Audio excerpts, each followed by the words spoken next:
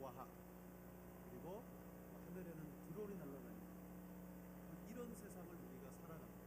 그리고 기본적으로는 모든 세계에 인터넷망이 다 깔려 있어서 우리는 편리하게 이 모든 것들을 이용하는데, 여러분 앞으로 4차 산업혁명 시대가 되면 이 축적된 데이터를 하나로 다 융합해서, 예전에는 따로따로 쓰던 것을 요즘은 하나로 융합해서 쓰는 시대가 될 것입니다. 그리고 요즘 광고 가운데 그런 거 나옵니다. 앞으로 미래 사회에 대해서 나오는 광고인데, 어떤 한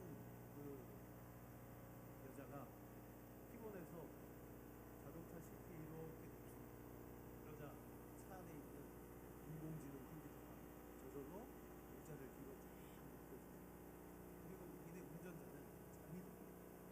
그런데 이 차가 운전자가 지시하지도 않았는데 자기 마음대로 어디를 줍니다. 그리고 목적지에 딱 도착합니다. 그리고 운전자는 깹니다. 여기가 어디지?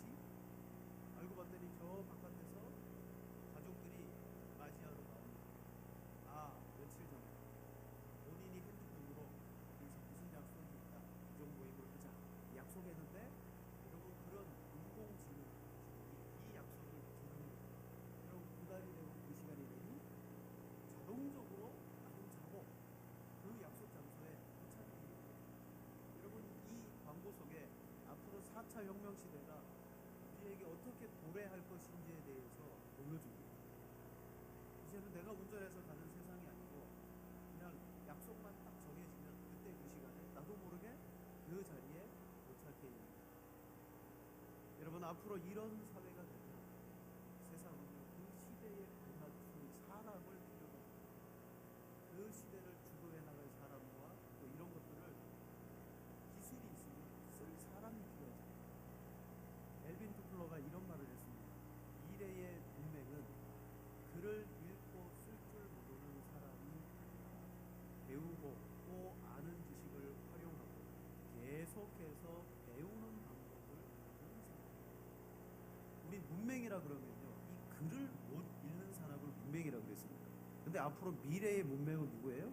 세상은 계속 바뀌는데 그 바뀐 세상을 배우지 못하고 그 지식을 활용하지 못하는 사람들이 뭐다? 문맹이다 라고 말합니다. 새로운 시대는 반드시 새로운 사람을 요구합니다. 앞으로 우리 자신들도 그 시대에 우리를 적응시켜서 변화시켜 가야 되죠.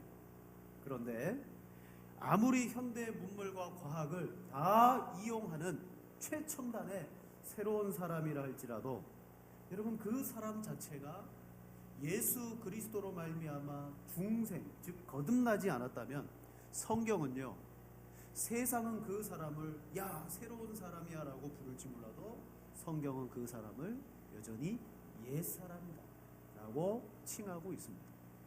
즉 세상은 새 사람으로 계속해서 바뀌어가죠. 하지만 성경은 우리의 내면, 우리의 본질이 바뀌지 않으면 우리는 여전히 옛사람이다. 그러므로 이 세상에는 두 종류의 사람이 있습니다. 처음부터 태어나서 한 번도 거듭나지 않은 옛사람과 그리스도 예수 안에서 중생한 새 사람이 있다는 거죠. 옛사람은 누굽니까? 하나님 앞에 범죄한 아담의 그 유전을 따라서 죄의 종이 돼 전혀 하나님의 뜻을 순종하지도 않고 순종할 수 없는 그런 무능한 죄인을 옛사람이라고 말합니다. 원래 인간은요, 선악과를 범하기 전까지는 하나님의 뜻에 순종할 수 있는 의지가 있었습니다. 하나님의 뜻에 내 자신을 드릴 수 있는 자유의 능이 있었습니다. 그런데요, 선악과를 먹는 순간부터 우리는 어떻게 되었습니까? 죄의 종이 되었고 그 누구도 자기의 힘으로는 하나님의 뜻에 순종할 수 없는 그런 존재가 되었습니다. 그래서 성경은 여러 곳에서 우리 사람들이 가지고 있는 이 무능, 부패 그런 걸 이야기합니다. 특히 시편 53편 2절에 하나님이 하늘에서 인생을 굽어 살피사 지각이 있는 자와 하나님을 찾는 자가 있는가 보려 하신즉 각기 물러가 함께 더러운 자가 되고 선을 행하는 자 없으니 한 사람도 없도다. 여러분 범죄하고 난 이후에 이 세상의 의지를 가지고 하나님께 순종하고 선을 행하고 하나님의 뜻을 이루는 사람이 있다 없다? 성경은 아무도 없다라고 말씀하고 있습니다. 이 말은 뭐예요? 인간은 구원받기를 원합니다. 우리는 우리의 형편과 처지에서 어떻게 해서든 구원받기를 원해요. 하지만 그 사람의 내면 속에는, 내부에는 자기를 구원할 만한 능력이 전혀 나오지 않는다는 거예요. 그걸 지금 이야기하고 있습니다. 하지만 사탄은 이 세상에 수많은 종교를 만들어 놓고 우리 인간들을 기만하고 있습니다. 뭘 기만합니까? 그 많은 종교들을 따라가면 그 안에도 구원이 있다. 그런데요, 이 세상에 있는 종교들의 공통적인 특징이 있습니다. 그것은 뭐냐?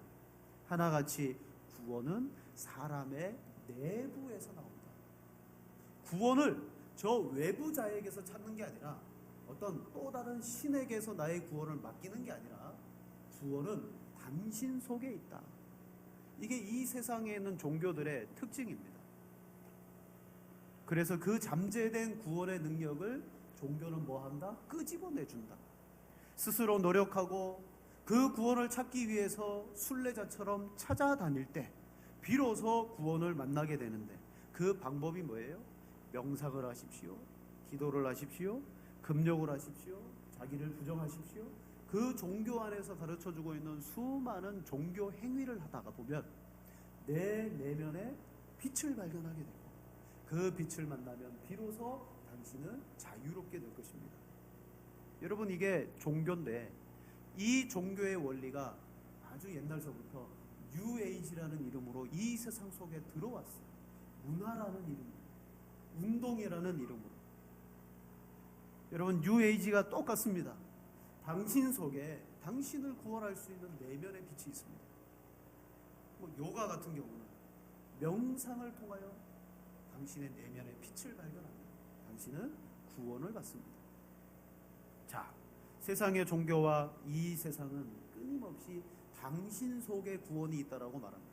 반면 성경은 뭐라고 말합니까? 인간의 내부는 죄성으로 가득할 뿐만 아니라 인간의 무의식조차 어떻다? 부패한 본성이 충만하다라고 말씀하고 있습니다. 세상의 종교와는 정반대입니다. 그래서 아무리 자기 내면에 들어가서 자기를 살피고 명상을 해봐야 그 속에는 진리가 나오지 않고 끊임없이 우리 안에는 부패가 나올 뿐이다 라고 말합니다. 그래서 만물보다 심히 부패한 것이 사람의 마음이다 라고 했습니다. 결국 여러분, 죄 없는 누군가가 와가지고 나를 이 부패와 죄악의 자리에서 끄집어내주지 않는 이상은 인간들 스스로가 하나님의 뜻을 행할 수도 없고 살아갈 수도 없고 구원받을 수가 없습니다. 이게 누구다? 이게 성경이 말하는 옛사람이에요. 여러분, 복음 바깥에 아무리 인격이 훌륭하고 아무리 종교적으로 명상을 하고 뭔가를 보고 놀라운 능력을 행한다 할지라도 그가 발견한 빛은요, 그가 아무것도 아닙니다. 오로지 우리가 새 사람이 되는 길은 우리와 같지 않은 죄 없는 인간의 존재이긴 하지만 죄가 없으신 누군가가 와서 우리를 그 죄의 자리에서 꺼내주지 않는 이상 우리는 거듭나거나 중생할 수가 없음을 말씀하고 있습니다. 여러분, 중생하지 못한 이런 옛사람, 그는 하나님께 순종하지 않습니다. 그는 엉뚱한 곳에서 구원을 찾습니다. 그럼 그 옛사람들의 삶은 어떨까요? 첫째는 자기가 자기 인생의 주인이 되기 때문에 그 사람들은요, 총명이 어두워져 있다. 성경은 말합니다. 똑똑한 것 같지만 그들은 하나님을 알지 못하는 상태가 이미 뭐냐면 총명이 어두워진 상태. 둘째는 그 마음이 굳어져 있어서 감각이 없는 자입니다. 그들은 하나님을 향하여 선을 행할 수도 없습니다. 그들 마음의 감각이 굳어져 있습니다. 그 결과 셋째로 자신의 인생을 방탕과 욕심으로 살아가게 됩니다. 여러분, 이게 옛사람이에요. 다시 말하면요, 그들은 태어난 순간부터 죄되었던 본성으로 자기가 주인 되어서 자기 마음대로 살다가 결국은 그 정욕에 의해서 자기의 세계를 가득 채우고 나중에는 멸망하는 사람이 옛사람입니다. 자, 우리의 옛사람 아담은 하나님과 맺은 그 언약을 깨뜨려 버렸습니다. 여러분, 아담과 하나님이 맺은 언약을요, 때로는 성경은 결혼에 비유합니다. 결혼이 뭡니까? 결혼은 언약이거든요. 남자와 여자 간에 서로의 약속입니다. 자, 하나님이 아담에게 언약을 하셨습니다. 그 언약 안에 머물러 있으면 너가 복을 받을 것이다. 너가 이 세상을 통치하고 하나님의 뜻을 펼칠 것이다. 그런데 여러분, 결혼의 관계로 한번 생각해 보십시오. 아담이 하나님을 버리고 간음한 것입니다.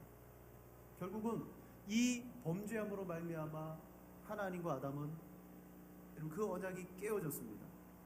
남편과 아내가 서로를 사랑하기로 언약했는데 양 당사자 간에 한 사람이 언약을 깨트립니다. 그럼 그 가정은 오래 유지되지 못하죠. 결국은 헤어지게 됩니다. 언약이 깨어집니다. 그러면 결혼도 마찬가지입니다. 언약이 깨어지면요, 남편이 위자료를 지급하든지 아내가 위자료를 지급하든지 둘 중에 한 사람이 위자료를 내야 됩니다.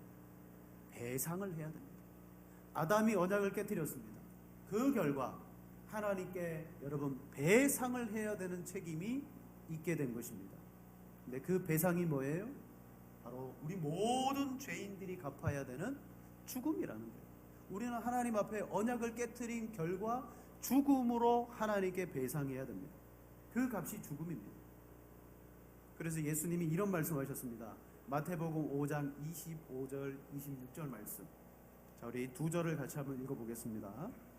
너를 고발하는 자와 함께 길에 있을 때에 급히 사와라. 그 고발하는 자가 너를 재판관에게 내어주고 재판관이 옥리에게 내어주어 옥에 가둘까 염려하라. 진실로 내게 이르노니 내가 한 푼이라도 남김이 없이 다 갚기 전에는 결코 거기서 나오지 못하리라. 아멘.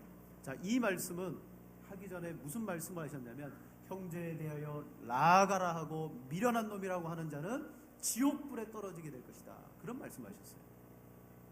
그리고 형제와 다툰 일이 있으면 예물을 놓고 가서 형제와 화해하고 와서 예물을 드리라 라고 말하면서 25절을 말씀합니다. 고발하는 자가 있으면 빨리 가가지고 그 사람과 화해해라. 만약 그 사람이 고발하면, 고발이라는 게 뭐예요? 죄가 있어가지고 신고잖아요. 신고하면 그 죄값을 옥에서 다 치르기 전에는 나올 수가 없다는 거예요. 자, 오늘 예수님이 이 말씀합니다. 내가 한 푼이라도 남김없이 다 갚기 전에는 결코 거기서 나오지 못하리라. 오늘 우리에게 이 말씀하시는 거예요. 너희에게 죄가 있는데 이 죄를 하나님 앞에 배상하고 다 갚아야 되는데, 하나님께 다 갚기 전에는, 한 푼이라도 남김없이 다 갚기 전에는 하나님이 우리를 그 지옥에서 꺼내어 주지 않으신다. 그 옥에서 건져주지 않으신다. 저와 여러분은요, 하나님께 배상해야 됩니다. 다 갚아야 됩니다. 다 갚기 전에는 결코 지옥에서 건짐받지 못합니다. 그러므로 우리는 그 누구도 하나님께 지은 죄를 우리의 값으로 이 세상에 살아있을 동안에는 갚을 사람이 아무도 없습니다. 우리에게는 영원한 죽음밖에 없습니다. 이게 우리의 현주소. 이 영원한 죽음을 우리는 면할 사람이 아무도 없습니다. 자, 새해가 되었습니다. 새해가 되면요, 사람들은 들뜬 마음으로 새해를 맞이합니다. 어떤 생각을 갖냐면, 그래, 새해가 되면 나는 변화된 사람이 될 수 있을 거야. 자기의 변화를 생각합니다. 그리고 변화될 것을 바라봅니다. 자, 그런데 여러분, 새해가 되면 내 마음에 싱숭생숭하고 변화될 마음이 생긴다 할지라도 그 사람 진짜 변할까요? 안 변하더라고요. 근데 참 웃기는 게 뭐냐면, 자, 2018년을 살았던 우리의 이 땅, 자연 만물과 2019년을 넘어오면서 살고 있는 이 자연 만물이 크게 변한 게 있습니까? 여전히 그대로죠. 세상은요, 여전히 그대로예요. 그런데 우리는 한 해가 끝나고 한 해가 새로 시작했다 그래서 우리는 변화될 줄 안다는 거예요. 사람은요. 여러분, 세상은 그대로인데 우리는 새해가 시작됐다 그래서 나는 뭔가 새롭게 되겠지라고 변화될 마음을 품는 우리들이 뭐다? 우스운 존재라는 거예요. 그게 뭡니까? 여러분, 우리는 새해가 바뀌었다 그래서 아무리 내가 결단하고 결심한다 그래서 변화되는 사람, 새로워진 사람, 그렇게 될 수가 없습니다. 만약에 내 안에 내면의 빛이 있어서 내가 그 빛을 붙들면 변화된다? 그 사람은요, 조금은 변화될 수 있겠죠. 그 빛 때문에, 그 빛의 영향으로 지금까지 자기가 생각하지 못했던 그런 삶을 살 수도 있을 겁니다. 그러나 그것은 하나님 보시기에 아무것도 아닙니다. 즉, 내 내면에는 구원할 만한 빛이 나오지 않습니다. 그렇기 때문에 우리 인간 스스로가 아무리 결단하고 결심해도 우리는 변화되지 않습니다. 단지 새해가 되었으면 그렇게 느낄 뿐입니다. 오늘 며칠이죠? 6일이죠. 네. 여러분 잘 살고 오셨습니까? 뭔가 살림 좀 나아지셨습니까? 네, 그대로죠. 네, 안 바뀝니다. 변화되지 않습니다. 왜냐? 우리는 자동적으로 새 사람이 될 수 있는 존재가 아니다. 우리는 옛사람 그 모습 그대로 살아갈 뿐이다. 오직 우리를 새롭게 하는 것은 다른 것 없습니다. 예수 그리스도의 죽음밖에 없다고 오늘 성경은 우리에게 말합니다. 자, 죄인은 다 죽습니다. 이 세상에 태어나서 다 성경에 보면 몇몇 사람만 빼놓고 다 죽었습니다. 그런데 이 세상에 왔다가 죽어갔던 수많은 사람 가운데, 죽었던 사람들 가운데 나의 영원을 좌우할 만한 사람은 아무도 없었습니다. 심지어 우리 부모님, 우리의 형제들, 나의 영원을 좌우할 수 있는 가족이 아무도 없습니다. 다시 말해서 오늘 우리는 하나님 앞에 옛사람이 범죄한 죄를 배상해야 되는데 이 배상을 나 대신 해줄 사람이 아무도 없었다라는 거예요. 그런데 우리와 출생이 다르신 하나님의 아들이신 예수 그리스도가 이 땅에 오셔서 뭘 해주셨느냐? 우리가 하나님께 깨뜨린 그 언약의 배상을 자신의 몸으로 직접 해주셨더라는 거예요. 그래서 구약의 유대인의 율법 가운데 보면 고엘이라는 율법이 있습니다. 고엘은요, 어떤 사람이 조상으로부터 물려받은 기업이 있습니다. 그런데 어떻게 하다가 IMF를 맞았다 칩시다. IMF를 맞아서 그 기업을 다 잃어버리게 되었습니다. 이때 그 사람이 기업을 잃어버리면 아우 잘됐다 안됐다 그러면서 내버려 두느냐? 아니요. 성경은 그 사람과 가장 가까운 친족이 뭐 해야 되느냐? 그 사람의 기업을 자기의 재산으로요 다시 찾아주는 거예요. 회복시켜주는 거예요. 그게 기업 물음, 속량, 고엘 그렇게 말합니다. 누가 해주냐면 가장 가까운 친족이 해주는 거예요. 그런데 한번 생각해 보십시오. 가장 가까운 친족이라 할지라도 자기의 재산을 불리는 게 아니에요. 자기의 재산을 가지고 그 사람의 기업을 찾아주는 거예요. 그리고 찾아서 그 사람에게 다시 주는 거예요. 그러니까 친족들 가운데 그걸 해주려고 하는 사람들이 많겠습니까? 없어요. 요즘 그런 거 없잖아요. 연대보증. 이제는 우리 형제가 와서 형님 제가 뭘 해야 되는데 보증 좀 서주십시오. 그러면 안 서줄걸요. 이제는 보증도 안 서주려고 그러는데 그 잃어버린 기업을 내 재정을 가지고 찾아줄 사람이 어디 있겠습니까? 그래서 여러분 가장 가까운 친족도 뭐 하느냐? 그 사람의 책임을 나는 면하겠다. 그러면서 신발을 집어던집니다. 나는 안 하겠다. 왜냐? 해줘봐야 나에게 돌아오는 것은 하나도 없더라는 거예요. 그런데 하나님이신 예수님께서 이 땅에 오셔서 오늘 우리의 잃어버린 모든 것을 우리의 가장 가까운 친족과 같이 어떻게 하셨느냐? 자신의 몸을 십자가에 못 박아 죽이시면서까지 우리의 모든 죄를 배상하셨다라는 사실입니다. 여러분, 사람에게 가장 가까운 분이 누굽니까? 하나님이세요. 우리 인간과 가장 가까운 분이 하나님이세요. 하나님은 우리의 파산한 인생을 그냥 보지 아니하시고 우리의 옛사람의 허물과 죄를 그 아들을 통하여 다 십자가에서 배상하시고 배상을 받으시고 다 갚아주심으로 말미암아 어떻게 하셨다? 우리를 옛사람에서 새 사람으로 되게 하셨다. 자, 그게 오늘 14절 말씀입니다. 14절을 같이 보시겠습니다. 그리스도의 사랑이 우리를 강권하시는도다. 우리가 생각하건대 한 사람이 모든 사람을 대신하여 죽었은즉 모든 사람이 죽은 것이라. 아멘. 한 분 예수님께서 모든 사람을 위해서 죽으셨대요. 여기서 모든 사람은 구원의 예정 가운데 들어있는 사람들입니다. 그 십자가의 죽으심으로 말미암아 그 예정 속에 구원받기로, 믿음으로 구원받기로 작정된 자는 그 배상의 효력이 그 사람에게 가게 되어지고, 그러므로 그 십자가에 못 박히신 예수님의 복음을 듣고 그는요 자신의 모든 죄값을 해결함 받게 됩니다. 에베소서 1장 3절에 말합니다. 그 안에서 너희도 진리의 말씀 곧 너희의 구원의 복음을 듣고 그 안에서 또한 믿어 약속의 성령으로 인치심을 받았습니다. 자, 간단하게 말씀드립니다. 우리 속에는 구원의 빛 없습니다. 구원할 만한 능력 전혀 없습니다. 하나님의 뜻에 순종해서 의지적으로 순종할 만한 모든 것 있느냐? 아무것도 없습니다.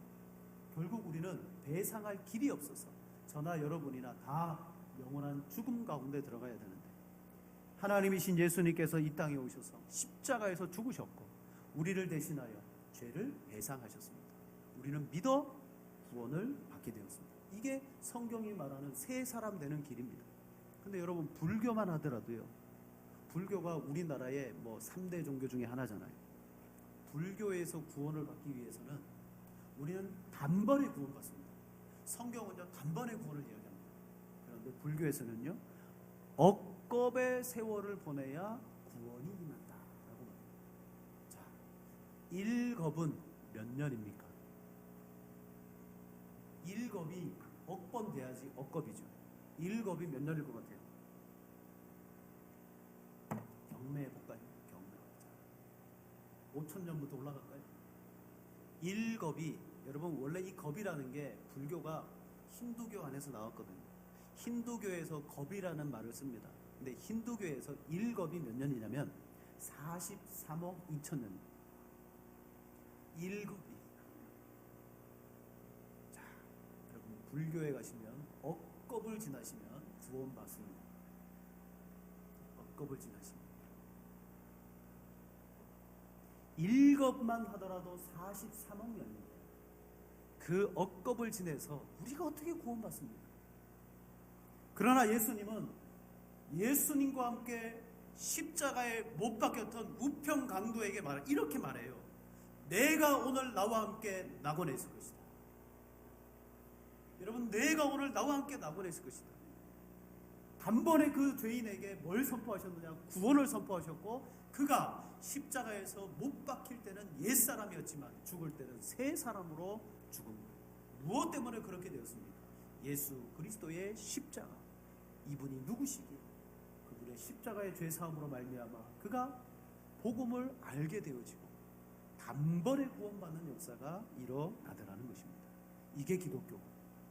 여러분, 그러므로 끊임없이 우리가 노력하고 명상하고 금식하고 자기를 부인해서 새로워질 수가 없습니다. 오늘 성경도 17절에 이렇게 말합니다. 그런즉 누구든지 그리스도 안에 있으면 새로운 피조물이라. 이전 것은 지나갔으니 보라 새 것이 되었다. 선포하지 않습니까? 그리스도 예수 안에 있으면. 여러분, 옛사람이 오직 새 사람이 되는 길은요 예수 그리스도 안에 있는 것입니다. 예수님 안에 있으면 그 사람은 새 사람이 되는 거예요. 자, 그러면 옛사람은 자기가 주인이 되고 총명이 어두워지고 마음이 굳어지고 욕심대로 살아갔다면, 여러분 새 사람 된 우리는 어떻게 살아갈 수가 있겠습니까? 성령이 우리 안에 복음을 듣게 하시고 예수님을 믿게 하십니다. 그럼 그 사람은요 단번에 새 사람, 새로운 인간, 재창조된 하나님의 백성이 됩니다. 여러분, 옛사람과 새 사람의 차이는 뭐예요? 주인이 달라요. 내가 주인이고 하나님이 주인이고 삶의 방식이 다릅니다. 가치관과 세계관이 다르다는 거예요. 이걸 강조하고 싶어요. 우리가 예수 그리스도 안에서 새 사람이 됐는데 실제 우리의 삶을 들여다보면요 우리는 옛사람의 방식대로 살아갈 때가 너무 많더라고요. 자, 예수 믿기 전에 내 자신이 사는 인생이었습니다. 나의 진로, 나의 계획, 나의 성공, 조금 더 폭을 넓히면 나의 가족, 이게 내가 살아가는 목적이었고 기쁨이었고 이유였어요. 그걸 이루기 위해서 세속의 가치관, 세상의 세계관을 가지고 살아갔습니다. 그런데 이제 새 사람이 되었습니다. 뭐가 바뀌었습니까? 삶의 방향이 바뀝니다. 나를 위해서 살아갔던 사람, 이제 누구를 위해서 사냐? 자, 우리 15절 말씀 같이 봅니다. 그가 모든 사람을 대신하여 죽으심은 살아있는 자들로 하여금 다시는 그들 자신을 위하여 살지 않고 오직 그들을 대신하여 죽었다가 다시 살아나신 이를 위하여 살게 하려 하심이라. 아멘. 저와 여러분의 삶이 이제는 나를 향하여 살지 않습니다. 나를 위해서 죽으신 분, 그분을 향하여 이제는 삽니다. 이게 새 사람의 방향입니다. 둘째는 새 사람의 방법입니다. 여러분, 저와 여러분은요, 새로운 가치관을 갖게 되었습니다. 과거에는 내가 결단하면 뭔가 일을 이루었다면 이제는 아니에요. 자, 이거 너무 중요합니다. 여러분, 새 사람이 되기를 원합니까? 그러면 결심하고 결단하면 됩니까? 안 됩니다. 특히 기독교 안에도 이런 두 종류의 그 파가 있습니다. 자유주의에서는요, 뭘 강조하냐면 예수님이 가르쳐 주신 말씀을 강조합니다. 자유주의는요, 예수님을 가르쳐 주신 말씀을 중점적으로 강조해요. 그래서 예수님은 인간보다 우월하시고 탁월하신 분이시다. 그래서 그분의 가르침을 따라서 살면 윤리와 도덕적으로 우리는 살아가게 된다. 자유주의가 강조하는 건 그거예요. 그러므로 여러분, 예수님의 가르침을 따라서 살아가십시오라고 말합니다. 자, 잘못된 거 있습니까? 없는 것 같죠? 하지만 오늘 우리 개혁주의와 바른 기독교는 뭘 가르치느냐? 예수님의 가르침을 가르치기 전에 예수님 자체를 말려줘요. 예수님이 누구신가를 알려줘요. 즉 자유주의는 그걸 빠뜨려버려요. 예수님이 누구신가를 빠뜨려버립니다. 대신 예수님의 가르침을 우리에게 가르쳐요. 그러나 진짜 기독교는 뭘 말해주느냐? 예수님이 누구신가를 가르쳐줍니다. 오늘 우리에게 있어서 주님의 가르침을 아무리 듣고 그것을 결단하고 살려고 해도 우린 살 수가 없습니다. 새 사람은요, 주님의 가르침만 가지고 살지 않습니다. 어떻게 되느냐? 진짜 나를 변화시키는 방법이 뭐냐? 예수님을 만나는 거예요. 예수님의 인격을 만나는 겁니다. 여러분의 신앙생활을 해야 되는 초점이 거기에 있습니다. 오늘 내가 인생을 살아가는 방법이 거기에 있어요. 결단과 결심 할 수 없습니다. 예수님을 만나시는 여러분 되기를 바랍니다. 또한 새 사람의 삶의 목표는 뭡니까? 이제는 예수 그리스도처럼 사는 것입니다. 갈라디아서 2장 20절에 말합니다. 나는 십자가에 못 박혔다. 그러므로 이제 나는 그리스도 안에서 나는 함께 사는 것이다. 어떻게 해요? 이 세상에서 살아가는 삶의 목표는 뭐예요? 나는 예수님처럼 사는 거예요. 예수님 안에서 사는 거예요. 그리고 이 삶의 목적이 뭐냐? 결국 그것으로 말미암아 이 생에서나 내 생에서나 하나님의 영광을 위해서 사는 것이다. 그래서 오늘 성경은 새 사람은 이것을 위해서 살아라 라고 말합니다. 18절 19절 말씀, 화목을 위해서 살아라. 그리스도께서 우리를 화목하게 하신 것처럼 여러분들도 화목하는 삶을 위해서 살아가라. 그리고 이 화목을 하는 도구를 주시는데 그 도구가 뭐냐? 하나님의 말씀이다. 자, 말씀을 정리하겠습니다. 세상은 앞으로 이 기술과 사회를 받아서 배우고 그걸 누리는 새 사람, 아주 창조적인 사람을 원하지만 성경은 딱 두 사람만 이야기합니다. 옛사람이 있고 새 사람이 있을 뿐이다. 우리는 새 사람이 돼야 되는데 우리 안에는 그 될 만한 능력이 없습니다. 2019년 넘어왔습니다. 우리 여전히 옛사람입니다. 어떻게 새 사람 됩니까? 예수님의 죽으심을 바라봅니다. 예수님의 죽으심은 뭐예요? 그분의 인격, 그분의 사역, 그분의 정체성. 우리는 예수님을 만나지 못하면 아무리 그분의 가르침을 많이 들어도 윤리 도덕적으로 조금 변화될 뿐이지 구원받은 사람이 될 수가 없어요. 예수님을 만나면 단번에 그 사람은요, 놀라운 구원의 사람으로 변화되고 그리고 그는 성경이 말한 새 사람이라는 선언을 듣게 됩니다. 오늘 우리가 새 사람의 화목의 삶을 위해서 부름을 받았습니다. 올 한 해 우리의 포커스와 초점은 여기에 있어야 됩니다. 주님 만나야 되겠다. 주님 만나고 난 다음에 화목해하는 사람으로 살아가야 되겠다. 여러분, 여러분의 삶에 그런 놀라운 은혜와 복된 삶을 살아가는 능력이 하나님 안에서 늘 충만하기를 주님의 이름으로 축복합니다. 이 시간에 우리